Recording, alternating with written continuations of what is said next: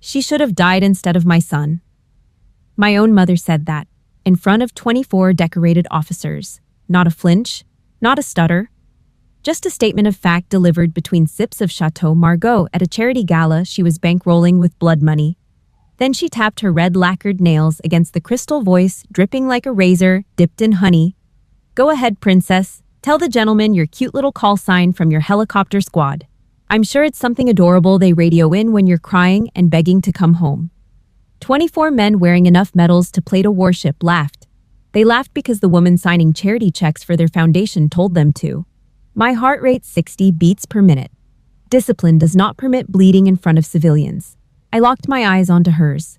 Bit down on every word, R-007. The laughter died like a gunshot killed it. At the far end of the table, Colonel Seal Vance dropped his glass. Crystal shattered across the granite floor. His face went sheet white. He shot to his feet, voice cracking open like a man who just saw a ghost walk through the door. R-007, on your feet, all of you stand and salute her. Right now. My name is Major Charity Allison, and I just became the death sentence for this dynasty. But I haven't told you what makes a SEAL colonel lose his balance at the sound of my name. Or what secret buried in my mother's private server has enough firepower to blow apart her billion-dollar empire.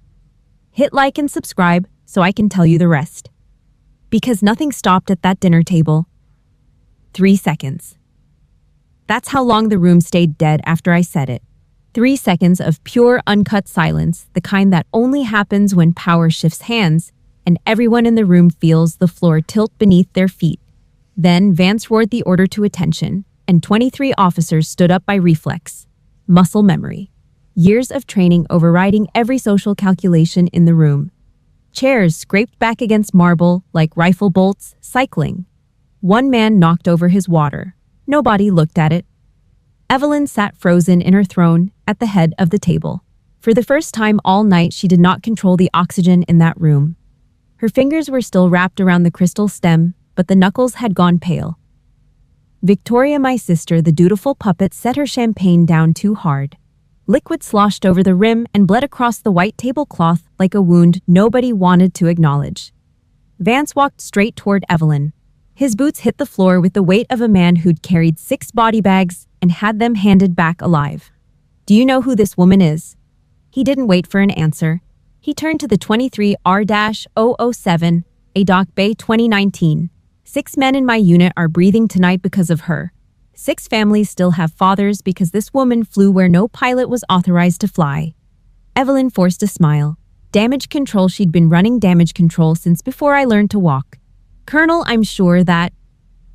You're sure of what, ma'am? Vance cut her off the way a sergeant cuts off a private who forgot his rank. His scar, the one that runs from his jawline down to his collarbone, pulsed red. That scar was a souvenir from Adik. From the night I pulled him out. First time all evening, Evelyn Allison had no answer ready. I watched her jaw work around nothing, chewing on empty air, the way her mouth always moved when the script ran out. I said nothing more. I sat back down in my chair, the exact chair she'd placed in the most hidden corner, the seat she'd chosen specifically so I'd be invisible to the rest of the table. I set both hands flat on the white linen and scanned the room the way I scan a hot landing zone. No explanation, no gloating. 4-second inhale. 4-second hold. 4-second exhale. Around me, the jasmine cloud of Evelyn's perfume hung in the air like a fog bank, thick, sweet, suffocating. That scent would never come apart from betrayal in my memory again. Across the table, Evelyn leaned into Victoria, whispering. Her eyes sharpened. I read the body language instantly, the posture of someone losing ground who refuses to retreat. I'd spent years reading hostiles in combat zones. I knew what comes next. A cornered enemy escalates. Every single time. Right on schedule, Evelyn stood. Her voice slid back into velvet control. Of course, we all know Charity has a talent for dramatizing everything. She smiled at the crowd, reaching for the only weapon she had left, gaslighting. Recasting her public humiliation as the emotional tantrum of an unstable daughter. A few officers glanced at each other, uncertain. The ones who didn't know. The ones who hadn't been at Adik. But Vance didn't sit down. He stood like a wall between Evelyn's narrative and the truth. Victoria stared at me with something I hadn't seen from her before. Not just the usual hatred, not just resentment that I'd walked away from the family machine while she stayed to be ground up by it. Something underneath all of that fear. And not fear of me. Fear of herself, of what she was beginning to understand about the woman who had built her entire life. Then Evelyn's phone buzzed on the table. She glanced down at the screen and her expression shifted just a fraction, just for half a second. But half a second was all I needed. I'd been trained to catch a target blinking at 200 yards through a scope. The notification read, IT Department Initiate Protocol tonight. Something in that server. Something she needed erased before sunrise. Duty, honor, country. MacArthur's words ran through my skull like a combat order. Those 3 words had kept me sane through bearing, through Adak, through 3 years of eating mess hall food and sleeping in shared quarters after being erased from a billion-dollar family. Not tonight, not here. Tactical patience. The kind of patience that wins wars instead of arguments. I stood slowly, straightened my collar with one precise motion, every millimeter, deliberate the way I straighten my flight harness before a night mission. That small act was its own declaration. I looked directly into Evelyn's eyes, voice low enough for only the 2 of us. Thank you for having me tonight. Nothing more. I turned and walked out. Each step measured and even parade ground cadence across marble. Behind me, I heard Vance murmur to the officer beside Hebe, remember her face. Inside my pocket, my fingers typed a coded message to Victor Crawford, the 67-year-old general who had been watching me from the shadows for years, keeping a promise to my dead father. She has something on the server. Data wipe tonight. Need to meet. Now. I sat in the car, engine off, hotel parking lot. Silence so thick I could hear my own blood pumping. I pulled the photograph from my wallet, same ritual every time Evelyn appeared in my life, and ripped another piece off. Michael in the cockpit. That grin he wore like body armor, hiding the clenched jaw underneath the jaw he clenched because he'd been wounded at Bering and never told me how bad. He thought he was protecting me. He was wrong. On the back, his handwriting blocky military, the letters of a man who wrote fast because he never knew which letter would be his last. Always write Char. The memory hit before I could stop it. That winter radar defense along the Bering Range collapsed during an extreme Arctic storm. Michael's 6-man SEAL team was trapped under an ice shelf comms dead extraction window, shrinking by the minute. Command Tower issued an absolute flight ban. All rotary aircraft grounded. Official reason conditions impossible for safe flight. The reason I only learned years later. Someone had intervened from outside the military chain of command, a phone call from a civilian with enough money to make generals listen to keep every bird on the tarmac long enough for the mission to fail. I ripped my headset off. Didn't wait for the second refusal. I threw the stealth helicopter into a death altitude dive, punching straight through hostile airspace in Arctic blackout. No wingman, no clearance, no authorization of any kind. Just the simple, irreducible truth: my brother was dying under the ice, and I was the only pilot insane enough to fly. When the bay doors wrenched open, his men came up one by one, frostbitten, shattered, hypothermic, clinging to the rescue hoist, with fingers that couldn't bend anymore. Michael was last. Blood soaking through his entire flight suit, lips, the color of a week-old bruise. He rasped through the cockpit glass as I hauled him in. You came. Always. Inside the cockpit, tears ran down my face without sound, first and only time during a mission. The kind of crying where your body does it without your permission and you let it happen because stopping it would cost more energy than you have. I swore that night never again. I would never lose someone because a phone call from a civilian outranked a soldier's life. When we were kids, before the uniforms and the wars and the lies, Michael and I used to build model helicopters on the back porch of the Allison estate, while Evelyn was inside entertaining donors and Victoria was upstairs practicing her acceptance smile. He'd hold the fuselage steady while I glued the rotor blades. Always right, Char, he'd say every time I handed him the next piece. That was our word. Before we knew what it would cost. 3 months after Bering, Michael was dead. Kachmak operation. A mission that should never have been greenlit in those conditions. And Evelyn launched her media campaign before the body was cold. She didn't mourn Michael, she monetized him. A $5 billion defense logistics contract needed the image of heroic sacrifice to survive congressional scrutiny. and Evelyn delivered it with tears on camera and black Chanel in the front pew. Then she turned R-007 into the villain, planted stories in defense press channels calling me the undisciplined pilot whose rogue intervention at Bering destabilized the command structure and ultimately led to tragic operational decisions at Kachmak. Translation: my son died because his sister couldn't follow orders. Every time that narrative ran on television, I peeled back another layer of truth. My mother didn't just not know R-007's identity. She knew exactly who I was. She needed R-007 to remain anonymous, so the heroic fairy tale she'd manufactured around Michael's death would never crack. Evelyn cut my inheritance the week I started asking questions about the Kachmak flight authorization. The specific question that triggered it: who made the call to send Michael's team into a Category 5 storm when he was already wounded? The last thing she said before hanging up: your father defied me too. And how did he end up? I didn't know it yet, but that single question was the loose thread that would eventually unravel her entire empire. Evelyn called on a Tuesday afternoon in November. Her voice carried the warmth of a quarterly earnings report. Trust fund frozen, Boston apartment seized, the name Charity Allison struck from every legal document bearing the family seal. The official reason in the lawyer's email, 3 paragraphs of legalese that boiled down to 5 words: refusal to fulfill family obligations. The real reason she didn't commit to paper: I was asking too many questions about Kachmak. 2 hours later, I stood outside the base gate with 1 rucksack, 1 uniform, and $847 in a personal checking account. Total remaining assets after being deleted from a billion-dollar empire: 15 years of service, 2 combat decorations, 1 classified rescue that saved 6 lives worth exactly $847, and 0 family. I didn't call anyone. No one to call. 18 months of what I now think of as the furnace. I signed up for every hazard class mission on the board, not because I wanted to die, but because hazard pay was the only income stream available. One night, flying medevac extraction through a coastal squall off the Carolina shelf, the rotors caught a crosswind shear that slammed the tail boom 40 degrees sideways. I fought the cyclic for 11 seconds between controlled flight and a fireball in the Atlantic. The bird leveled.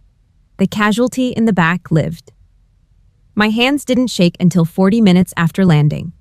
Payout for that run, $1,200. I deposited the check and ate powdered eggs in the mess hall for dinner. Every paycheck split 3 ways: same ritual, living expenses, investment account, and a fund I labeled legal in my spreadsheet. A war chest I couldn't explain the purpose of yet. Just knew if the day ever came when Michael's death needed to be dragged into daylight, I would not walk into a courtroom with empty pockets and no ammunition. Discipline taught me this: you don't prepare during the storm. You prepare while it's quiet. And it was quiet, the kind of quiet that comes when every person who was supposed to love you has stopped calling.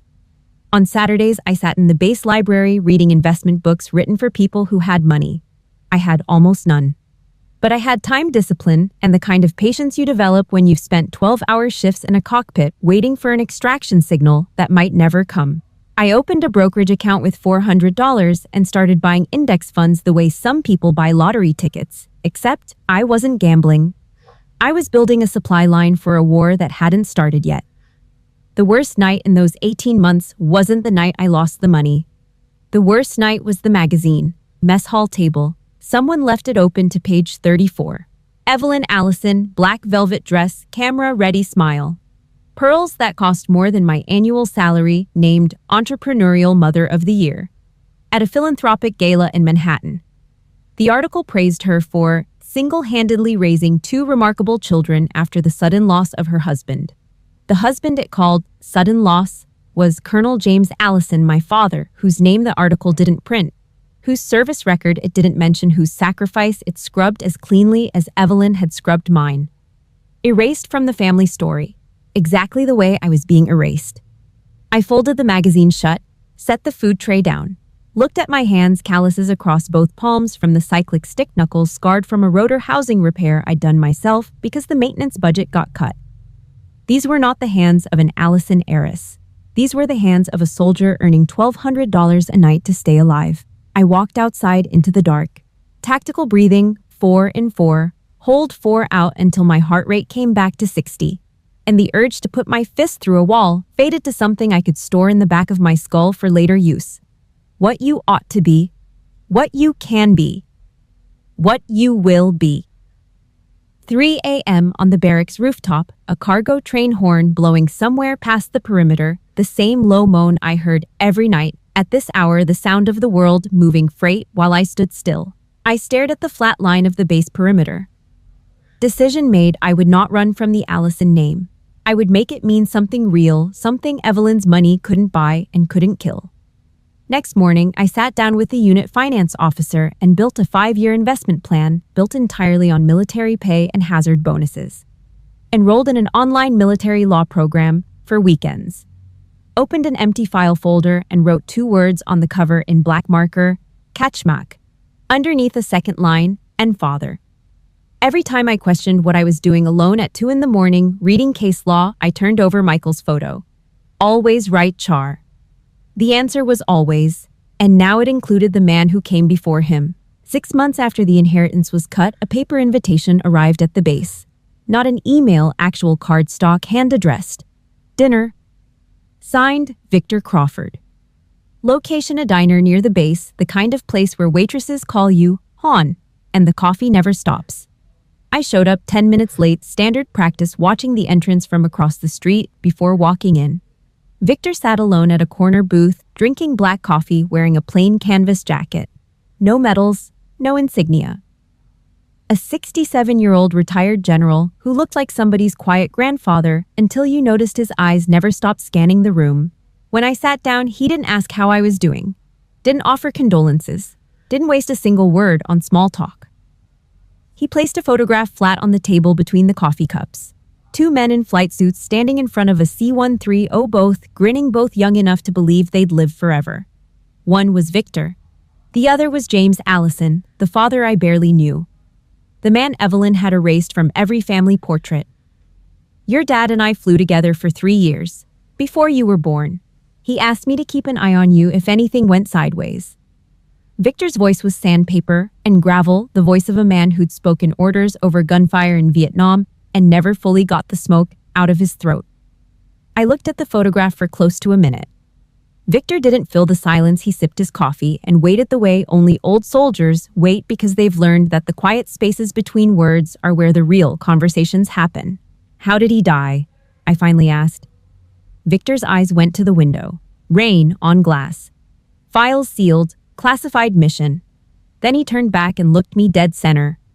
But before they sealed it, I read enough to know someone provided his mission coordinates to the wrong party. The only person with both access to those coordinates and a financial interest in his death was the person who inherited complete control of the corporation the week after his funeral. I set the photo down. My hands didn't shake. I'd trained that reflex out of myself in 18 months of white-knuckle helicopter flights. But something behind my ribs cracked open and fused shut at the same time, like a bone breaking and calcifying in the same breath. A week later, Vance knocked on my door at the barracks. No appointment, no phone call. Standing in civilian clothes with a bakery box from the shop outside the gate, cheapest thing on the shelf, cardboard already going soft from the grease. I don't know what to bring someone. 6 of my guys are alive because of you. One of them, Ramirez, the one who took shrapnel in both legs at Adak, he just had his first son last week. Named him James. I looked at the box. Crumpled paper, no ribbon, no card. Then at Vance, the scar on his neck, the steady eyes, the hands that still had calluses from clinging to the rescue hoist in a hurricane. I opened the door wider. Come in. First time in months I'd let someone through without running the risk calculation first. In that small room with base issue furniture, 3 people sat around a photograph of James, Allison, me, Victor, and Vance eating cheap pastry off paper napkins. Nobody spoke for the first 5 minutes. Didn't need to. For the first time since the inheritance call, I felt something I didn't have a word for. Not happiness, not peace, just not alone. Victor said before leaving, "When you're ready, not now, not because you're angry, tell me." She has a structural weakness on the board of directors that I've been sitting on for 5 years, waiting for the right person to use it. I nodded. After they left, I sat alone and opened the Kachmak folder. Wrote one more line, and father. 2 targets, 1 campaign. No longer mine alone. I walked toward the parking lot. Objective my car 50 meters. Straight line eyes forward, no looking back. Done. Victoria's heels cracked against the asphalt before I made it 20 meters. That sound, the hard, fast, panicked percussion of a woman who runs in heels because she's never learned to fight in flat shoes. What the hell was that little stunt in there? Evelyn materialized behind her like a shadow that never quite detaches. Voice pitched to a hiss low enough for the family driver 30 feet away not to hear, sharp enough to draw blood at close range. You hired that soldier to stage a performance and humiliate me in front of the most powerful people in this city, didn't you?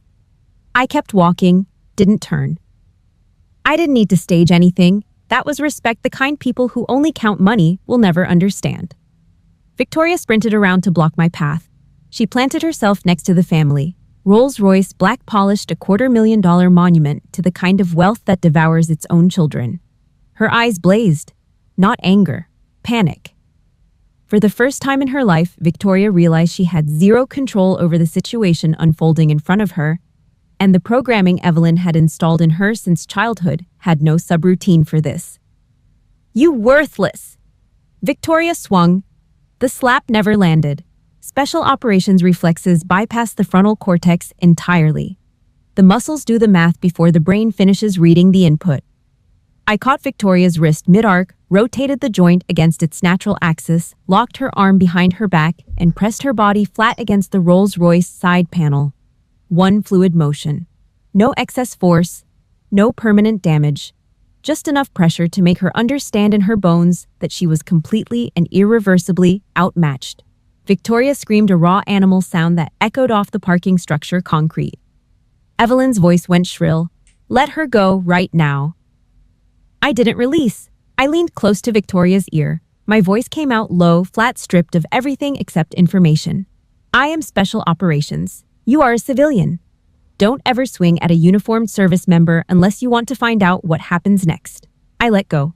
Victoria slid down the car panel and crumpled on the asphalt, clutching her wrist. The driver had gotten out and was standing frozen with the rear door half open, unsure which Allison to obey. Evelyn stepped back. First retreat of the night. Her eyes were threaded with red, but the voice snapped back to Executive Frost in under 2 seconds, the speed of a woman who has been managing crises with checkbooks for 30 years. Fine, Charity. I have money. I have power. I have lawyers on retainer who bill more per hour than you earn in a month. Tomorrow morning, I file assault charges. I will use every media contact I have to strip that uniform off your back and bury you in a federal cell. Not a heat-of-the-moment threat. This was a script she'd pre-written, probably had it in a file labeled Contingency Charity somewhere in her assistant's desk. I looked at her, a 60-year-old woman in a diamond dress standing in a parking lot at midnight, having just watched her daughter get disarmed in under 1 second, and her only move was to call a lawyer. That was it.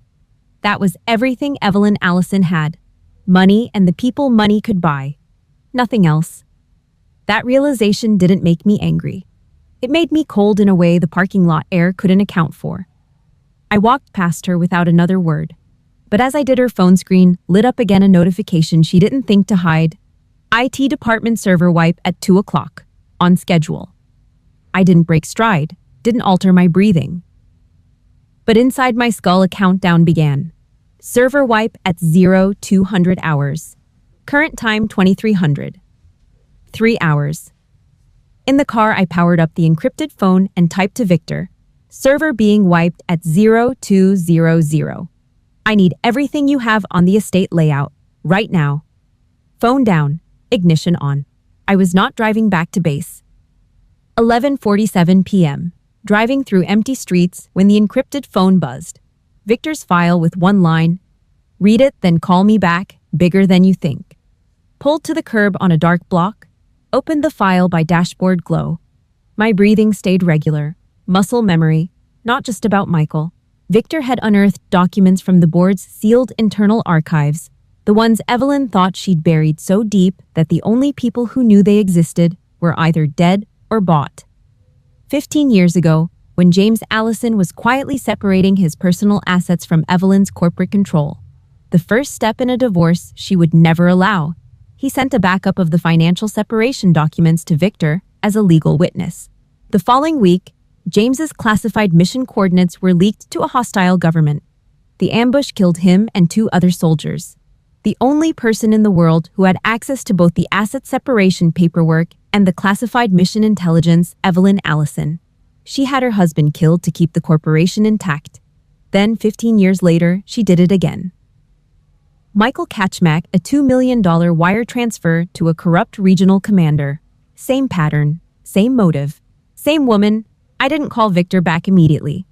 Sat in the car, both hands on the steering wheel, not moving for exactly 4 minutes and 17 seconds. I knew, because the clock on the dash was right in front of my face. This wasn't shock. Shock is what happens to civilians. This was a combat operator processing new intelligence and redrawing the tactical map in real time. She killed Dad to keep the money. She killed Michael to keep the contract. She was erasing the evidence at 200 tonight. I called Victor. How fast can you get the FBI on the line? Already done. Reached out last week. His voice was steady, the voice of a man who'd been planning this longer than I knew. They're standing by. But you need to pull the USB data directly from her server. Their warrant could be delayed without physical evidence, and by the time they get it, there's nothing left to find. Send me the estate layout. Victor sent it. I spread the blueprints across the steering column, reading by tactical penlight. Allison Estate, 6 infrared cameras, 40-second sweep cycles. Biometric lock on the main office fingerprint and facial recognition combo. 4 private security guards, night shift reducing to 2 after 100. I knew every inch of that layout already. I grew up in that house. I used to crawl through the kitchen service entrance to sneak out after curfew. Evelyn never imagined that the most dangerous person in her world was the girl who once hid behind the pantry to avoid piano lessons. Clock 00:05. Less than 2 hours until the server ate everything. I called Vance. Eastgate, vehicle, unarmed, just be there. He didn't ask a single question. 5 minutes. In a cheap motel room near the estate, I changed into black tactical gear. Every motion a carbon copy of pre-mission protocol. The body knows the sequence, even when the mind is somewhere else entirely. Military-grade decryption, USB into the left chest pocket. Tactical penlight battery check confirmed. All personal phones powered down. Only Victor's encrypted device stayed live. Before I killed the room light, I wrote one line in the Kachmak file, duty, honor, country. Tonight, all 3. Caught my reflection in the mirror for 1 second. A woman in black, no family name attached, no assets, no inheritance, no safety net. Nothing to lose except the truth. What you will be. Lights out. Door shut. Into the dark. Not out of anger. Because it was time. Type. Keep flying in the comments to walk this road with me and hit like so I know you're still here. Don't go anywhere because what I found inside my mother's server that night changes everything. 00:31. I crouched in shadow outside the estate perimeter wall, a section I knew from memory, the spot where the stone dips low enough for a 12-year-old to climb over. I wasn't 12 anymore. But the wall hadn't changed. Camera 1 40-second sweep arc left to right rotation. I counted in my head. Blind spot 6 seconds during the pivot transition. 6 seconds was enough to cross from the wall to the hedge line at a dead sprint. Then hedge line to the east portico. Camera 2 3 4, each one with its own 6-second window. 1 movement per window, 1 controlled breath per movement. Like flying in total darkness, you don't see the ground, you feel it. I'd done this at Bering in a blizzard. At Adak in a hurricane. On 30-plus missions, the Pentagon had redacted to black ink. The only difference tonight, no crew. No co-pilot calling altitude. Just a USB in my chest pocket and a clock in my head counting down to 0200. And one other difference, I didn't let myself think about those missions were for my country. This one was for my family. The family that tried to destroy me. The family I was about to destroy right back, not with anger, but with their own recorded words. Wall to hedge, 6 seconds. Hedge to portico, 6 seconds. Portico to the service door I jimmied open with a library card at age 14. The lock hadn't been upgraded since. Evelyn spent millions on cameras and biometrics for the main offices.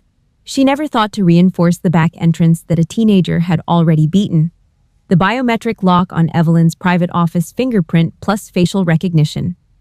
Military training teaches you that every security system has a gap not in the software, but in the hardware. The gap nobody advertises. The gap I'd learned about in a certification course the military paid for, and Evelyn's security team never imagined existed. Count 1, 2, 15 seconds. Green light. Door opened without a sound. I stepped into my mother's office for the first time since the day she changed the locks. Nothing had moved. Same cherry wood desk that cost more than my car. Same silver filing cabinets. Same jasmine perfume soaked into the walls. The curtains, the carpet, a scent that would trigger my gag reflex for the rest of my life. In the corner, the private server hummed and clicked. The monitor glowed. Data wipe 70%. 70% of the truth already gone. I plugged the decryption USB into the server's side port. Executed override.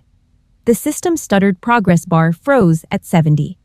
The encrypted data layer surfaced like a body rising in still water. Not financial spreadsheets, not tax returns. Dozens of audio files, date-stamped, sorted by color code. I opened the first one, flagged red, call log 003. Evelyn Allison to Regional Commander, Knight of Kachmak Op. Earbuds in, volume low, one ear open for footsteps in the hall. The regional commander's voice came, first strained, fighting wind noise. Mrs. Evelyn, it's Category 5 out there. Your son's team cannot enter the Kachmak zone tonight. That is a suicide run. Then my mother's voice. Not the quivering, tear-choked voice she performed on CNN. Her real voice, the one she used behind closed doors when the cameras were off and the checkbook was open. Cold, flat, surgical. I just wired $2 million into your offshore account. Allison Corp needs combat footage of my son's team completing the Kachmak objective before market open. Make him fly. The commander cracking. Michael is still wounded from Bering. He is formally requesting mission abort. Evelyn without hesitation. The Allison dynasty does not make room for dead weight. Make him fly. Consider that an order from the money itself. I stood still in the dark, earbuds in, listening to the recording of my mother ordering my brother's death in her own voice on her own server, stored alongside the wire transfer receipts. My hands were steady, my breathing was even, but somewhere behind my sternum, in the place where people keep the things they've spent years refusing to feel, something broke open and poured out like fuel from a ruptured tank. Not grief, not rage, something older than both, the final irreversible understanding that the woman who carried me for 9 months had calculated the dollar value of her own son's life and found the number acceptable. I scrolled through the file directory. More recordings. Call log 007. Evelyn discussing the Bering radar intervention with a defense lobbyist. Call log 011. A conversation with an offshore banker about James Allison's life insurance payout made 3 days before his mission. 3 days before. She'd called the bank before the body was cold because the body wasn't cold yet. She planned it that far ahead. Copy progress bar on screen, 84%, 85%, 90 seconds from completion when the alarm shrieked through the house. Backup motion sensor, a model that wasn't on Victor's blueprint, probably installed after I left.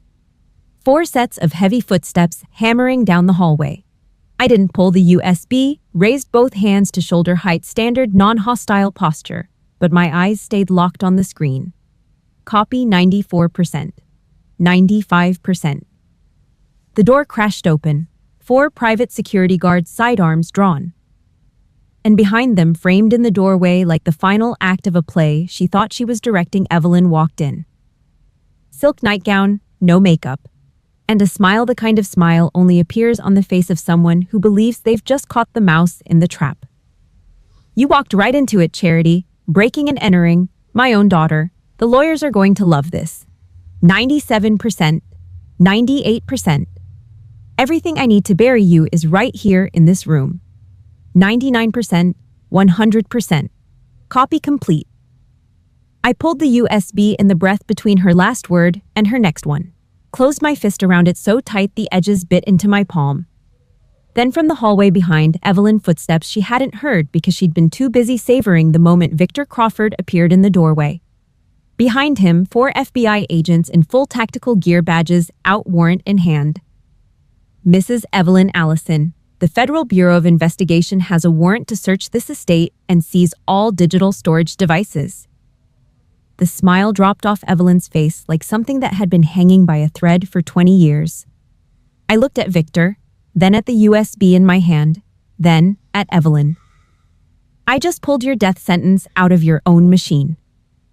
Evelyn arrived at the press conference 30 minutes early, took the head chair at the executive table like she owned the air in the building, which technically for a few more hours she still did. Allison Corp headquarters. The boardroom she'd built with defense contracts and Blood 60 press seats filled 20 major shareholders in the front rows, banks of broadcast cameras with red live lights already burning. Victoria stood in the far corner near the emergency exit, arms crossed, lip curled. She thought I was here to be arrested for last night's break-in. That was the story Evelyn had fed her at breakfast, the same way Evelyn had been feeding her script since childhood.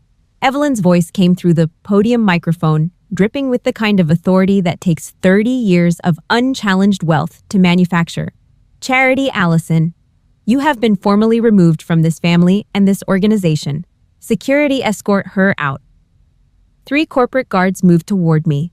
Big men in suits, earpieces, expensive shoes. I didn't slow down, didn't change cadence. Walked straight up the center aisle toward the podium like it was a flight deck, and I had clearance. My left hand rose not to surrender, but to signal the FBI agent flanking me. Badge up. Guards froze mid-step, looking at each other for instructions that weren't coming. I placed the USB on the podium surface, looked directly into the center broadcast camera, the one with the network logo, the one feeding this to millions of screens in real time. I'm not here to ask for money. I'm not here to ask for a seat. My voice didn't need the microphone. Years of issuing orders over rotor wash and storm wind had trained projection into my diaphragm the way piano lessons train fingers. I'm here to let the world hear what the great philanthropist Evelyn Allison said on a recorded phone call to secure a $5 billion defense contract. The call was made on the night her own son died. Evelyn slammed both palms on the table. Shut this down, security, now. Victor Crawford rose from the back row, stood at full height, 67 years old Vietnam veteran, and still the tallest presence in any room he occupied. He gave me one slow nod. That was all. Victoria started moving toward the podium, then stopped dead when she saw the second FBI badge. Her feet just quit. Like the signals from her brain to her legs got cut. My right hand plugged the USB into the presentation system. Hit play. 1 second of absolute silence, the variety that only exists when 200 people hold their breath at exactly the same instant. Then the sound of an Arctic storm tore through the speakers and ripped the corporate air conditioning quiet to shreds. The commander's voice, Mrs. Evelyn, it's Category 5. Your son's team cannot enter Kochmak tonight. That is suicide. Evelyn's voice, clean, cold, undeniable. I just wired $2 million into your offshore account. Allison Corp needs footage of my son's team completing Kochmak before market open. Make him fly. The commander, desperate. Michael is wounded from bearing. He's requesting abort. Evelyn. The Allison dynasty has no room for dead weight. Make him fly. That is an order from the money itself. The room blew apart. Reporters exploded out of their seats. Camera shutters firing so fast it sounded like automatic weapons. Shareholders gripping armrests with white knuckles, several of them had signed off on the Kochmak contract, and the color was draining from their faces as they did the math on their own liability. One woman in the second row, a board member I recognized from the annual report photos, pressed both hands flat against her mouth and didn't move them. Victoria slid down the wall in the corner, both hands pressed over her face, her body folding inward like a building collapsing from the foundation up. Evelyn shot to her feet. That recording is fabricated.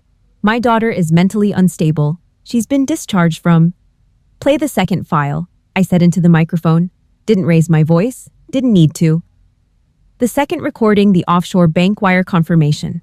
Evelyn's voice again reading back the routing number, confirming the $2 million transfer. Date stamped. Time stamped. Her voice matched the first recording to the syllable. No deep fake, no edit. Just a woman who was so certain she'd never be caught that she didn't bother to delete her own confession. Evelyn stopped talking. Her mouth moved once more, then closed. The defense she'd been constructing in real time fell apart in front of 200 witnesses. 10 seconds of silence after the bank confirmation ended. 10 seconds where the only sound was the Arctic wind still howling through the speakers from the first recording, layered underneath like a ghost that refused to leave the room. Then another voice. A different voice. Thin, distant. Breaking apart at the edges like a radio signal from someone who was already halfway gone. Michael, whispering through a field radio in the final transmission before his helicopter flew beyond range. Tell my sister, Charity, R-007. She was right to leave that house. Tell Charity, I'm proud of her. Evelyn's body came apart. Both hands clawed at the conference table edge, red-polished nails scratching grooves into the wood. The mask, grieving mother. The costume she'd worn for a decade on magazine covers and charity stages and congressional testimony cracked down the middle and fell off her face in front of 200 witnesses and 11 live cameras. FBI agents came up the steps to the stage. Handcuffs closed around Evelyn Allison's wrists. The sound was small. Final. A period at the end of a 30-year sentence. I leaned down until my face was level with hers. Looked into her eyes, the eyes I'd spent my whole life trying to read, trying to find something human in trying to earn approval from. You spent your entire life looking down on this uniform because it doesn't generate revenue, but this uniform just took every dirty dollar you ever printed. Evelyn choked through spit and tears. Charity, you've destroyed everything I built. I straightened my back. No, I just cleaned up the wreckage you called a family. I walked out through the service entrance, not the lobby where reporters were stacking 3 deep against the glass. Victor beside me, neither of us speaking. The kind of silence that exists between two people who just finished something that can never be undone and don't need words to acknowledge it. Morning light hit my face. I didn't shield my eyes, just stood there letting the sun pour in. First time I'd ever stepped outside without automatically identifying the nearest cover position, the closest exit, the most defensible angle. First time the sky was just the sky. Victor said quiet, James would be proud. I nodded. One nod. Short enough that nobody saw my jaw lock and release. Somewhere in the building behind us, I could hear Evelyn's legal team arguing with the FBI about jurisdiction. It sounded very far away, like a radio in another room tuned to a station that no longer mattered. Phone buzzed. Vance, my 6 kids just watched the live stream. They asked who rescued us that night. I told them her name is Charity. I read it twice. The second time the words blurred slightly. Not tears, just the particular kind of focus loss that happens when your body finally admits the fight is over and starts shutting down combat systems one by one. Didn't reply yet. Then a thought landed. Not planned, not calculated. Just there, the way the most important decisions arrive when you stop trying to force them. Emily. Where is she? Michael's daughter, 7 years old. The girl Victor had been looking after since Michael died. Her mother walked out before Emily could form memories. Victoria never asked about her, not once. Evelyn used Emily exclusively for photo opportunities, the grieving grandmother, holding a child she'd never once tucked into bed. My house, Victor said. Watching cartoons. I need to go there. He didn't ask why. I sat down on the curb, not from exhaustion because I wasn't ready to drive yet. Opened my phone contacts, scrolled to Evelyn. My thumb hovered. Somewhere behind 30 years of war, a memory surfaced uninvited Evelyn holding me on her lap after a thunderstorm when I was 4, humming something tuneless, her hand warm on my back, the only time I ever remember her touching me without an audience watching. That woman died long before the one in handcuffs today. I deleted the number. Then, Victoria. My thumb stopped. Behind my eyes, Victoria sliding down the conference room wall. That face wasn't rage. It was the terror of a woman realizing that her entire life, the VP title, the designer clothes, The silence she maintained every time Evelyn crossed a line had been the behavior of a tool, not a daughter. Same as me. Victoria never chose cruelty. She chose obedience because Evelyn taught her before she could walk that obedience was love and independence was betrayal. She was the daughter who stayed in the burning house because leaving felt like dying. I was the one who jumped. Neither of us escaped without scars. The only difference, I chose to look at mine. I deleted the number, not hatred. A boundary doesn't owe anyone an explanation and doesn't ask permission. Somewhere inside that building, Evelyn was being processed fingerprints, mugshot the orange jumpsuit replacing the diamond dress. Her lawyers were screaming about bail. Her publicist was already drafting a statement nobody would believe. Out here on the curb, I sat in silence with no lawyer, no publicist, no empire. Just clean air and a phone with 2 fewer contacts. The woman who owned everything was losing it all behind bulletproof glass. The woman who owned nothing was sitting in the sun free. Text advance, tell them always. Before starting the car, I pulled the photo of Michael from my jacket, the one I'd carried since the gala. Didn't burn it, didn't toss it. Placed it on the dashboard, face up, his cockpit grin. The words on the back, always right char, not to hold the pain. To hold the reason I fly, rear view mirror. My face, no makeup, hair pressed flat from the cap, bruised dark circles under both eyes. And one realization lighter. Like somebody just unbuckled a flak vest I'd been wearing so long I forgot it was there. The vest named Proving Myself to Family. I don't need to prove a thing. Engine on, gone. 3 years later, Smithsonian National Air and Space Museum. Washington, D.C. I stood beneath the glass atrium dome, looking up at the stealth helicopter suspended from the ceiling cables. The bird I flew at bearing at attic, and on dozens of nights the government still won't acknowledge happened. The brass plaque mounted underneath, R-007. Loyalty is not measured in dollars. It is measured in sacrifice. Emily came running from behind, 10 years old, now ponytail swinging, wearing a jacket with helicopter patches ironed on both sleeves. She threw her arms around my waist from behind and squeezed. Aunt Charity. She'd been living with me for almost 3 years, not because a judge said so, not because a lawyer arranged it. Because one evening I drove to Victor's house, knocked on the door, and said 5 words. I want to bring her home.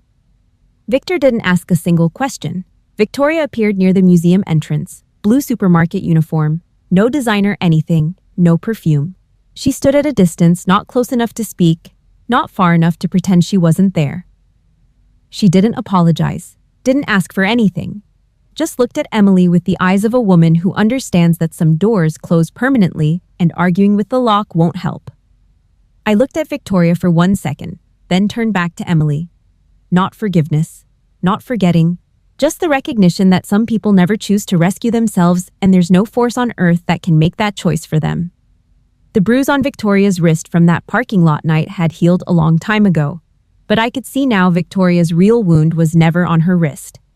Emily reached into her backpack, pulled out an old leather journal cover, cracked spine, broken, the kind of object that's been held too many times by hands that squeezed too hard. Grandma told her lawyer to give this to you. Before she died, she said, she's sorry.